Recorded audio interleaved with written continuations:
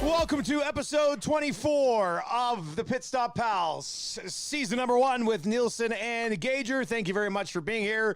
And of course, part of the Nielson Media Cool Bed Network, and brought to you in part by our great partners at Mobil 1 and Mr. Lube. And we'll get to the Pitstop PALS podium in just a second. We're going to get to some trivia a little bit later on, give you a chance to win one of our gift certificates from Mr. Lube. It's worth up to $137 with a premium synthetic oil change package. Gager, that was a fun weekend of racing. I know Max already has it wrapped up, but that was a fun weekend of racing, buddy. Yeah, and I think, didn't we, maybe it wasn't on the show, but we were talking about sprint races, Dusty, and I kind of got, I was a little down on them, and I'm back on board with these sprints. Yes. Because maybe I just, I put more emphasis into, because the practice and then getting right into qualifying, and I got it, and the qualifying was great. I mean, it was a great weekend of racing. So we had a great qualifying with K-Mag coming out of nowhere and sitting on pole, and we saw just the Gunther Steiner stuff, so that was just great. Amazing. And then we had the sprint race that was awesome, and we saw George Russell going through the field, and Lewis Hamilton challenging, and the whole Ferrari Red Bull battling and for second, and it was just awesome. And then the final race, and then to have Russell just dominate and see him happy, that was really cool. And of course, Red Bull's just steals the show again, it seems, and no one's even talking about Russell with his first win. Well, we will, but it'll be number 2 on the podium. We'll get to Red Bull to kind of kick things off, and then some changes coming at Ferrari. We'll get to that as well. Gager, I have an idea with these sprint races.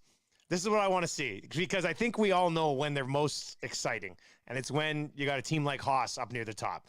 So what I want to see is bottom 10, they'll start at the bottom, how they finished.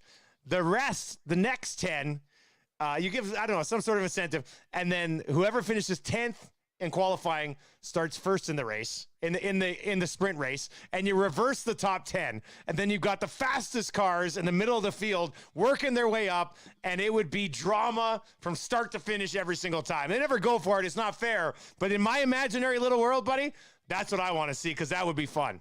And make sure that the sprint races are on tracks like Brazil too, right? Yeah. Like that the overtaking's possible. You don't want to see a sprint race in Monaco, right? That just doesn't make any sense. So yeah, I like that. Are we idea. getting 6 sprint races next year? 6 sprint races next year. All so right. lots more, and it'll be interesting, because as you could see with the fantasy, there's a lot of points on the board. You could have 6 really good sprint races and finish on top of the AM Nesty leaderboard. How about that? That would be all right. I love it's like a quickie. It's just good enough on Saturday, right? It's just like 27 laps. You sit down, you watch it in half an hour, and you're like, perfect. That was great. That's my nice fix. Wets the whistle for the main event on Sunday. I don't want it all the time, but I think I want 6 as opposed to 3.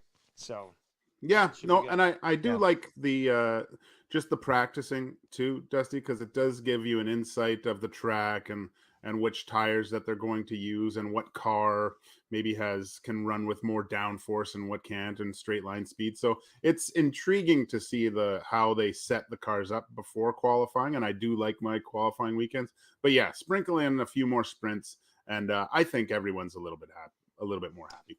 All right, let's get into your Mr. Lube, Mobil 1, Pitstop PALS Podium, brought to you by our wonderful partners at Mobil 1 and Mr. Lube. And you can have your Mobil 1 synthetic oil change completed at Mr. Lube. Same-day oil change and tire service. No appointment necessary. I just got new winter tires at Mr. Lube. Done and done. They put them on. It was great. Dropped it off. Got it done in a couple of hours. Went back and picked it up. It was awesome. They don't do a lot of tires, but they do some tires. and I did almost buy Pirellis. I think I told you that on one of our other Yeah, podcasts. I yeah. almost bought Pirellis. I was scrolling back and I was hovering. I was ordering them online and I was hovering over the Pirellis. I was like, why not? Why not get them and throw the Pirellis on in the winter? But I ended up going with Goodyear. But anyway, you can get all that done. And of course, your synthetic Mobil 1. Mobil 1 doesn't just keep your vehicle running. It keeps your engine running like new. Top of the podium.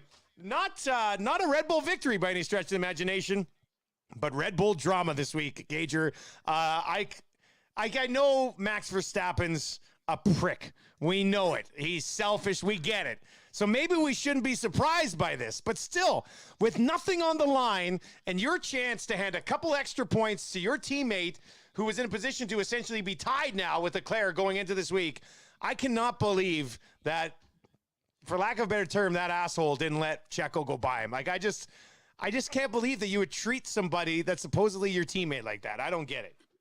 Well, and I just look at all of what Checo has done from last year, the last race in Abu Dhabi of holding up Hamilton, to this year putting his car in between other drivers and basically Voss Verstappen at the beginning of the year was complaining about the car being more suited for Checo than it was his own son, right? Yeah. Like, and so like basically with the driving styles, they gear the car towards Max, which, interesting enough, I did read an article that they say Checo is getting a better handle on this type of car. So a little bit more drama for next year, and especially with the seasoning of what Max decided to do and not allow his partner through because of a supposed crash back in Monaco that Checo did on purpose so he could start on pole and win the race. So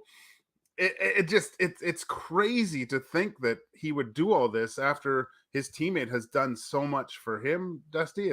It's a prick move. Very tough to see what.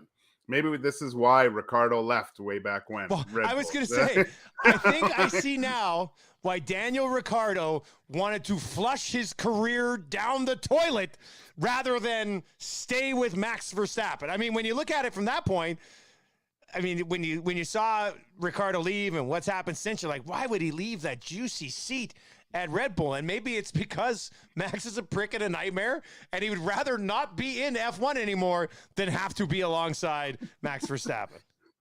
But I mean, watch those helmet cams, right? And what was it say? Like, I watched them last night. I couldn't believe it. Like, so 4 laps left. Checo's told, let Max hunt down Leclerc. So Checo lets him go. And then it says, if Max doesn't pass Fernando, he will let you through. And then they pass the line, and Horner comes out and says, sorry about that, Checo. And and Checo's like, thanks for that. And just shows us who he really is. We'll debrief after. And then you go to the Max's helmet cam, and they say, Max, don't worry about DRS. Let Checo through. Max, let Checo through. And they said it 4 times. 4 times. And then after Max gets on there, and I told you last summer not to ask me that, are we clear? Like, we clear?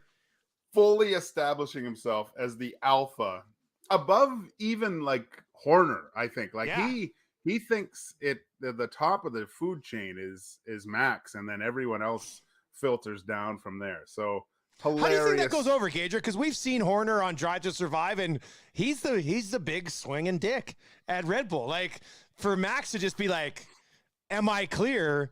Like, that can't sit very well, can it? No, I'm sure Christian Horner has sat down with Max here over on the plane ride to Abu Dhabi and had a huge tete-a-tete to tell Max, look, you are a part of this team, but you are not the team. There's a lot of extra things that go on. And I mean, you look no further than K-Mag being on pole. Like, what a team effort to get the car right, to get him out at the perfect time. Like, doing everything that takes everyone. And I think Max just needs to kind of look at the whole situation and be a little bit more grateful of the job his team does in front of him. it's not just the driver, it's everyone else involved, and that's got to put a real sour to a great season too, to an awesome Yeah. season. Just to go into the last race and have this hanging over your head and going into to next year, not a good look. Not a good look at all. No, not at all. Let's continue with the Mobil 1 Mr. Lube Pitstop PALS Podium. And let's go to Mercedes, who are actually at the top of the podium. 1-2 finish for Mercedes in Brazil. And I know it's been a long year. George Russell, obviously very emotional. I flipped over to his helmet cam after I went through Red Bulls. Then I flipped to Lewis's, and Lewis was like, really good run, guys. Like, the same thing that he's done all the time. I mean, encouraging, I guess. And I know we're going to see a different car for Mercedes. Everybody seems to think for next year, Gager, but you have to like where they're at right now, heading into the final race. Maybe they can get one for Lewis as well. It's redemption at Abu Dhabi. Well, it's so funny. Now you have the controversy of the Red Bull team, like the teammates, do they hate each other?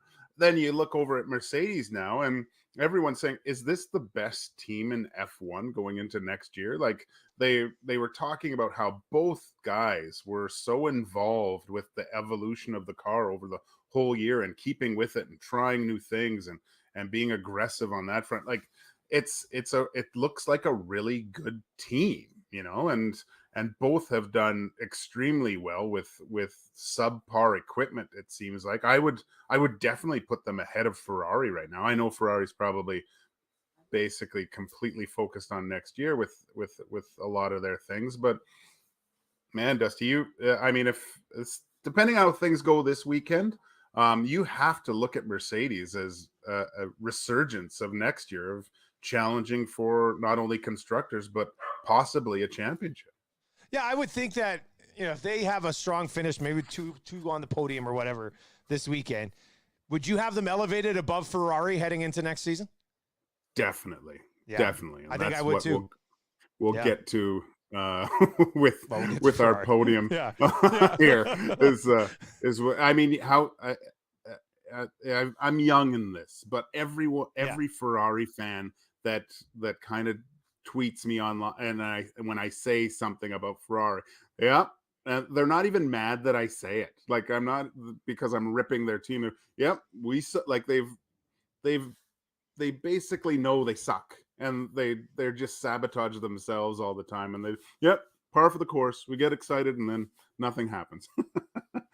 All right, well, let's get to the third spot on the podium here, because that is Ferrari. Now, Ferrari has stated that these rumors are not true, that it will not be happening, but it popped up this morning that Bonatto would be out and he would be replaced by Frederic Vasseur, who I believe is the team principal at Alfa Romeo. So they move him into that spot with Ferrari. Now, Ferrari has stated these rumors are totally without foundation. I think that's probably how you're going to cover it if you're Ferrari at the end of the season here, Gager. But this is not something that would surprise us, and it's probably something that has to happen. Like, we were sitting here talking about Ferrari at the beginning of the year, like they were going to take a legitimate run at Red Bull in the first 2 or 3 races of the season. And now we're sitting here going, well, it's a no-brainer that they've got to change your team principal. Like, that's how far they have fallen. I don't know how you can come back with the exact same structure next year. No, something like it's insanity if you come back with the exact same thing, because if you look at the whole season and after probably about the 4th race, Ferrari made mistakes throughout the whole way, whether it was, and not many of them were driver mistakes too. There was a handful, I'll say that, but strategy, how they're deploying their between the cars. It seemed like every single week out of the decisions that were made on the pit wall, they were the wrong ones, Dusty. They were and really far gone. Like if they didn't make that decision, they would have been on the pole or won the race like every single time. So such a missed season for Ferrari. Like Charles should be within striking distance of Max or even ahead of Max at this point of the season, if with better decision making from their strategists. Like it's absolutely ridiculous that they are battling for second in the constructors and battling Checo for second in the overall driver standing. It's crazy what happened to them this year. It's going to be a tough off season, I think, when Ferrari looks back at what could have been at the end of this year. You know what I've got time for? I've got time for Ferrari, Red Bull, and Mercedes, all 6 cars, all being in the mix next year from start to finish. That's what I want to see. That would make it incredible. Like, they're all hunting down Max, trying to take that away, but at the same time, everybody's competitive. I think that would be great. Well, look, I think that's a huge. I think that's going to happen. Like, if you look at the steps Mercedes has made, kind of what we've got lately, right? Like, right? Yeah. Well, and Ferrari, I would say they've put everything towards next year already, right? Over like the past few races, I think and Red Bull now with a little bit less time in the wind tunnel, not as much testing availability for them there. It'll be interesting to see come. I can't wait for testing, but to see where everyone's You're at. A sick man, Gager. Oh, it's going to be a rough. You're going to have to look after me, buddy. I don't know. We might have to hit the simulators at the mall and just have on a Sunday morning just to so I'm. Well, post CFL season, the old Nielsen simulator will be set back up here again. We'll diving. I'm going to do the whole season we just did from start to finish. I can't wait. I got to figure out if I'm going to go with Ferrari or Mercedes or whatever, but it's going to be fun. All right, what else do we got? That's your Pitstop Pals podium, obviously, for Mobil 1 and Mr. Lube. Gage usually got the big board there. I know there's a few other things that we can discuss. We got trivia coming up as well, but anything else jump off the page for you this past weekend? Well, the one thing that I noticed that was pretty good was when Mercedes they made the right call with Lewis, right? And when Lewis didn't want to come in, and they said pit, and they got him out on the sauce ahead of Perez. So it was cool to see Mercedes get the strategy right there. I thought that was, and because you heard Lewis, why he didn't want to, but it's cool to see how the communication, they're really operating like a team. When you hear George Russell saying, my tires are good, like it seems they seem way more in sync. That's probably why they finished 1-2. So that's the kind of the biggest takeaway I saw off our podium. And another cool thing, just on the fact of teammates, if you they showed Bottas actually going back to the pit wall with strategy for Zhu to pass Latifi on I think it was turn 10 because he's braking way too early. So he was sending tips for his teammates so he could get past him. Like that's a team guy. You know, that's someone working towards the same goal. So we had some good moments between teams, I think, this weekend or last weekend, and some really bad ones. So that's kind of what I had for everything. I mean, tough luck for Ricardo, I guess, taking out K-Mag, which I was hoping K-Mag was able to do something over the weekend, you know, but would have been nice. It would have been nice to see that. And Ricardo, it looks like it's his last race. Rumors of him being the reserve driver for Red Bull. I don't know. I don't know as the third guy for Red Bull. Yeah. Everyone's got these. I don't know about these check marks anymore, Dusty. I need a new source of news. Everyone's got a check mark, and I don't know. It's a mess. Just follow Twitter's Tim an Blaney. absolute mess. He'll it's keep really. us, I know. Yeah. I know. So I'll keep to that. But I mean, it's our last one. It's our last race this weekend.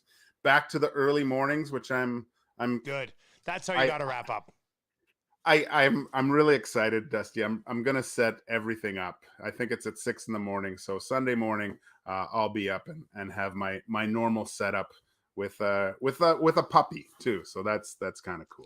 I'll be at a hotel room in Regina. The perfect way to wrap up the season. That's gonna be great. Hey, okay. So before we get to trivia to wrap up this episode, Checo, Charles Leclerc, 290 points. Head into the final race, Gager. Who are you siding with? Who do you think gets it done? Ooh, I gotta go with Leclerc. I think there's. And I'm gonna say Checo. I think it's gonna be Checo.